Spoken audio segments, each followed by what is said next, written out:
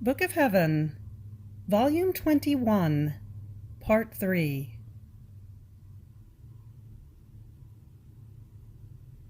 March 16th, 1927. As Jesus was conceived, he formed the retying of his kingdom with creatures. In the divine will, there are universal acts that are needed in order to impetrate it.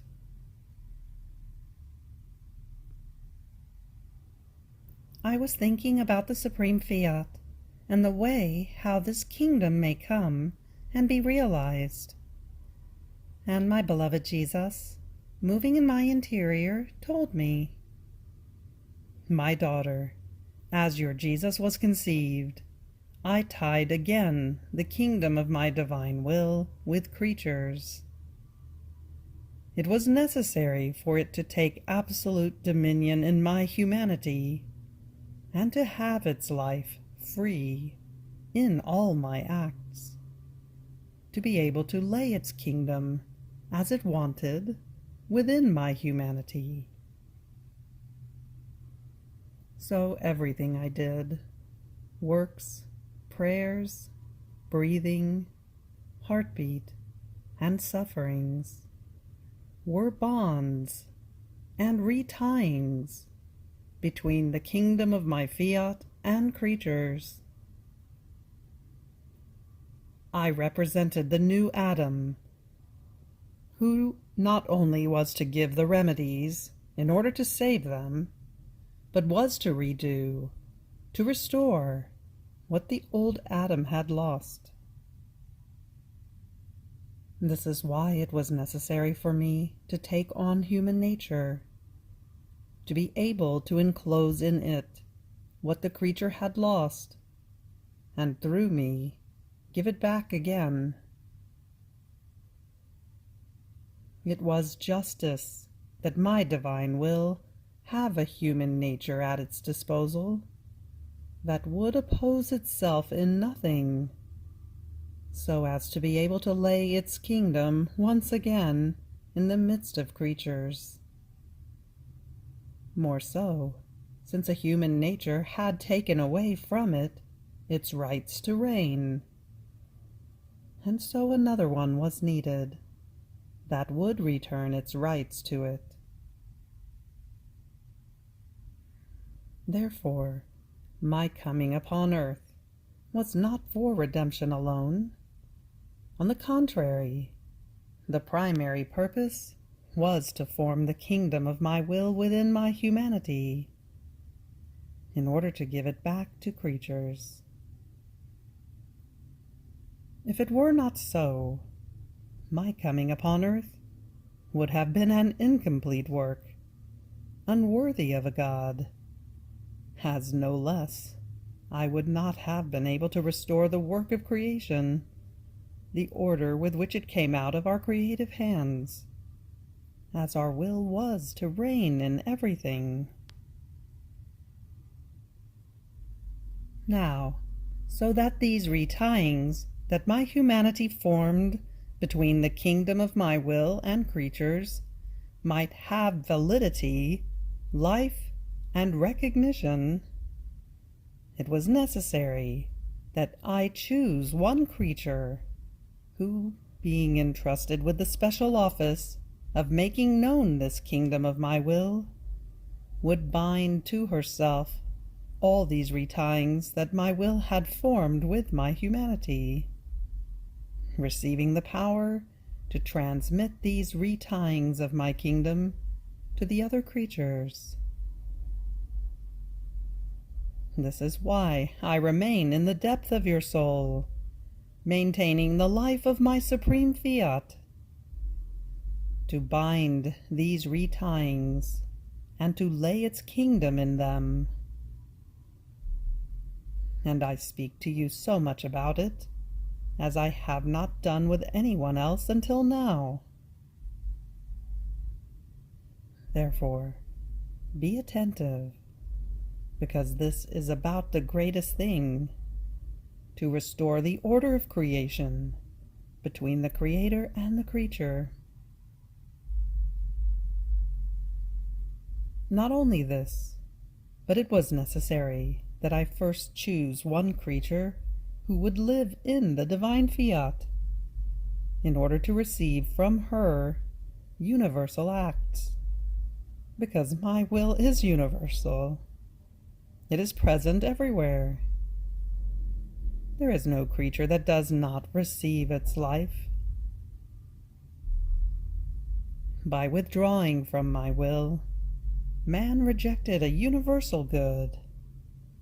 He took away from God the universal glory, adoration, and love. Now, in order to give back this kingdom, these universal goods, first he wants, by right, a creature to whom, as she lives in this fiat, he may communicate this universal act. And as she loves, adores, glorifies, prays, she may constitute herself, together with his very will, universal love for all, adoration and glory for each creature, and diffusing her prayer as if each one were praying, she prays in a universal way that the kingdom of the divine fiat may come into the midst of creatures. When a good is universal, universal acts are needed in order to obtain it, and only in my will are there these acts. As you love in it, your love extends wherever my will is, and my will feels your love in every place. It feels itself followed everywhere. Therefore, it feels in you the original love, just as it had established for the creature to love it in the beginning of creation. It feels its own echo in your love, that does not know how to love with little and finite love, but with infinite and universal love. It feels the first love of Adam before he sinned, when he did nothing but repeat the echo of the will of his Creator. And it feels as though drawn by these universal acts that follow it everywhere, to come to reign again in the midst of creatures.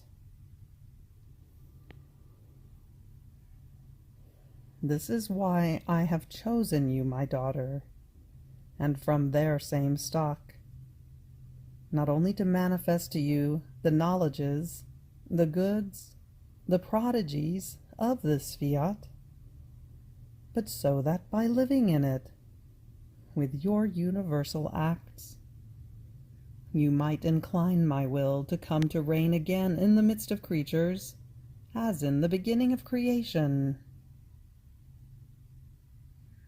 Therefore to you it is given to unite everyone, to embrace everyone, so that, finding everyone and everything in you, just as everything is found in my will, you may place harmony among them. They may exchange the kiss of peace, and my kingdom will be restored in the midst of creatures. Hear then the necessity of the knowledges, of the wonders of my divine fiat, to dispose the creatures, to attract them to desire, to want, to long for this kingdom and the goods that are in it, as well as the necessity that I first choose one creature, who, by living in my will, with her universal acts that my will itself administers to her, which are divine acts, may impetrate the kingdom of my fiat for creatures.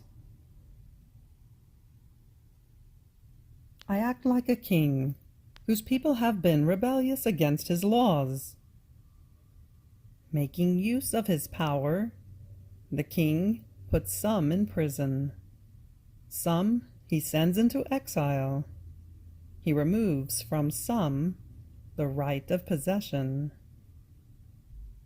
In some, he gives to everyone the penalty that they justly deserve. Now, in the long run, the king feels compassion for his people. He chooses one of his most faithful ministers, and opening up his sorrowful heart, he says to him, "I want to trust you. Listen, I have decided to give you the mandate to call back to me the poor exiled ones, to release the prisoners, to give back the right to possess the goods that I removed from them. If they are faithful to me, I will redouble their goods, their happiness." And so he converses at length with this faithful minister, arranging everything that needs to be done. More so, since this minister was always after the king, praying him on behalf of his people to give grace of forgiveness and reconciliation to all. Then, after having arranged everything in secret, they call the other ministers, giving them the order to let the beautiful news reach the people in the prisons, in the exile, how the king wants to make peace with them, how he wants each one to return to his place, and all the good that the king wants to give them. And as the beautiful news spreads, they desire, they long for, they dispose themselves with their acts to receive their freedom and the kingdom they had lost. And while the news is spreading, the faithful minister is always after the king, beseeching him with incessant pleas to let the people receive the good established between the two of them. This is precisely what I have done. In fact, what can be done between two, one-on-one, in the secrecy of the sorrow and of the love of two beings who love each other and who want the same good, cannot be done with many. The secret sorrow and love of your Jesus, united with the soul whom I choose, has such power. I give, and she impetrates what is needed. The secret between me and you has matured the many knowledges I have given you about the kingdom of my divine Fiat. It has made your many acts rise again in it. The secret between me and you has allowed me to pour out my sorrow so long and of so many centuries, in which, while my will was in the midst of creatures, and was life of each one of their acts, they did not recognize it, keeping it in a state of continuous agony.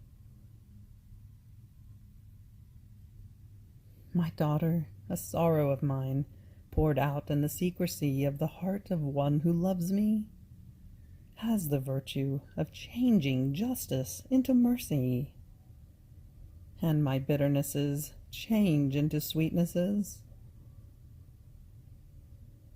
Then, after I trusted you, arranging everything together with you, I called my ministers, giving them the order to make known to the people the beautiful news about my supreme Fiat, the many knowledges about it, how I call everyone, that they may come into my kingdom, get out of the prison of the exile of their will, take possession of the lost goods, so as to live no longer unhappy and as slaves of the human will, but happy and free in my divine will. And just as this secret has had the virtue of allowing us to tell each other, heart to heart, the many wonderful manifestations about the eternal Fiat, as this long secret of ours comes out, it will have such impact on the people that, amazed, they themselves will pray with sighs that my kingdom may come to put an end to all their evils.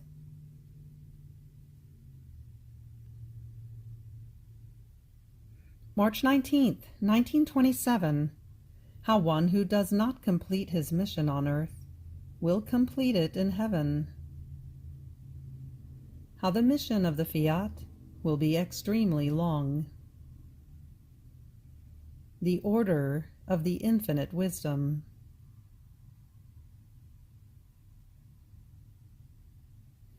I was worried about the health of Reverend Father de Francia. The letters I had received from him were almost alarming. I was thinking about the destiny of my writings, as he had had such great interest in taking them all with himself. Where would they end up, if our Lord took him with him to the celestial fatherland? And then, his mission for the publication of the knowledges about the Fiat would be without fruit, because it can be said that he has done nothing yet. At the most, it can be called the beginning, the will that he has to do the publication. But in order to put out a work so long, who knows how long it takes? And just as for Father, it will be a mission without fruit if Jesus takes him away at the very beginning. So it will be for me, if I am fortunate enough to go to my fatherland. What will be the fruit of my mission, of having sacrificed myself so much, of spending entire nights writing? Also, the many interests of Jesus will be without fruits, because he himself said it, only when a good is known, then does it bring fruit. Therefore, if they are not known, they will remain as hidden fruits, without anyone receiving the good that they contain.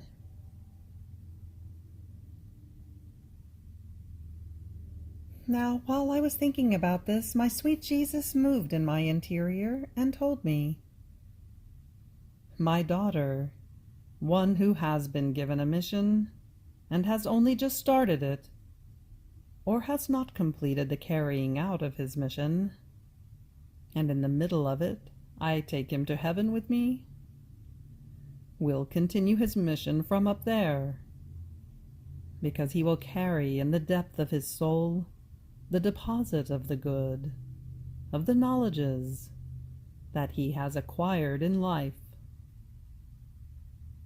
And in heaven he will comprehend them with more clarity, and in comprehending the great good of these knowledges about the supreme Fiat, he will pray, and will make all heaven pray, that they be known upon earth,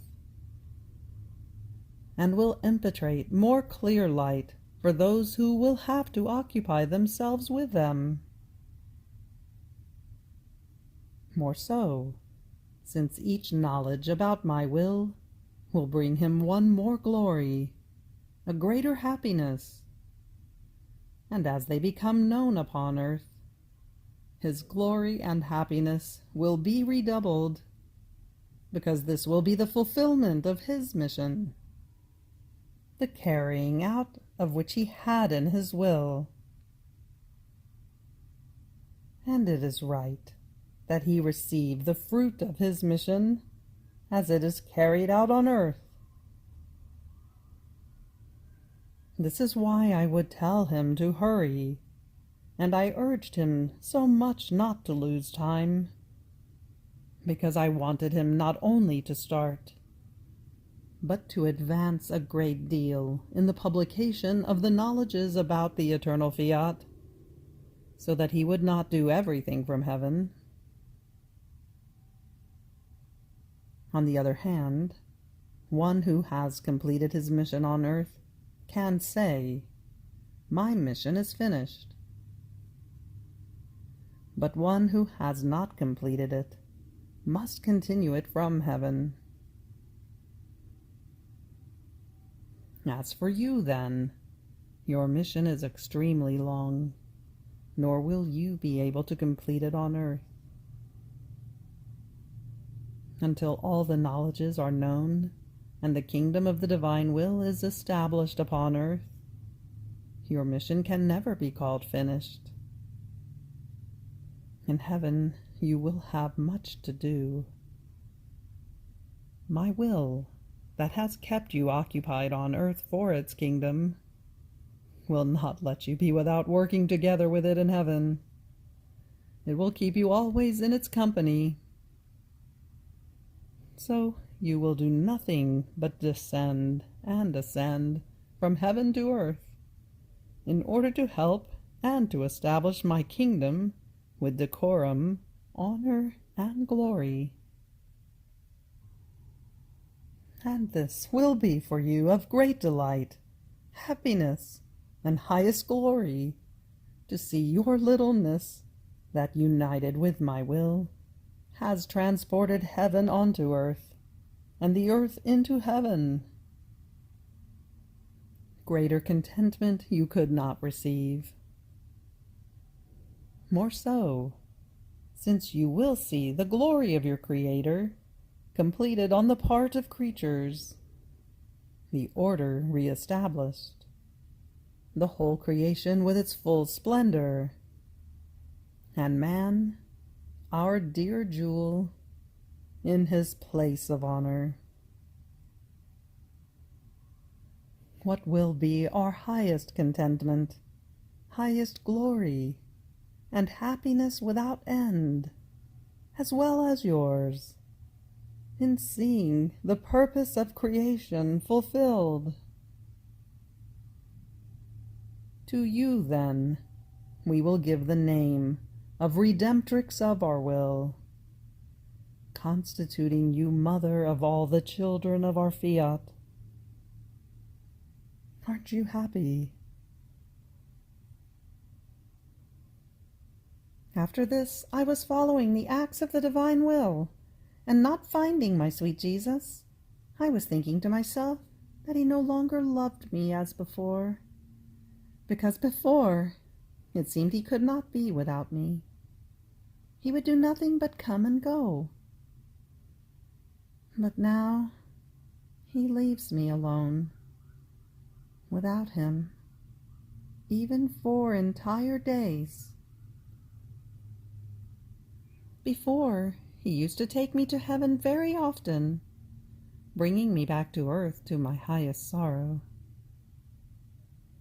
Now, everything is over. But while I was thinking of this, moving in my interior, he told me, "My daughter, you offend me by thinking that I no longer love you as before. On the contrary, this is nothing other than the order of my infinite wisdom. You must know that my inseparable mamma, also during her tender age, was more in heaven than on earth, because she was to draw from us the seas of grace, of love, of light, in order to form her heaven within herself, in which the eternal Word was to be conceived and have his dwelling. Then, when this heaven was formed in the sovereign queen, it was no longer necessary for her to come often to the celestial fatherland, because she had within herself what was there in heaven. So I have done for you. What was necessary before is not necessary today. And besides, what is greater? To possess me in the depth of your soul, under the beautiful heaven of my will formed in you, or to visit the celestial fatherland often? I believe it is greater to possess it. Therefore, everything I have done in you earlier, for many years, was nothing other than forming my heaven in you. Once it has been formed, it is right that I enjoy it. And you too must enjoy that your Jesus has his own heaven in your soul. You have reached the end of the Book of Heaven, Volume 21, Part 3. Fiat.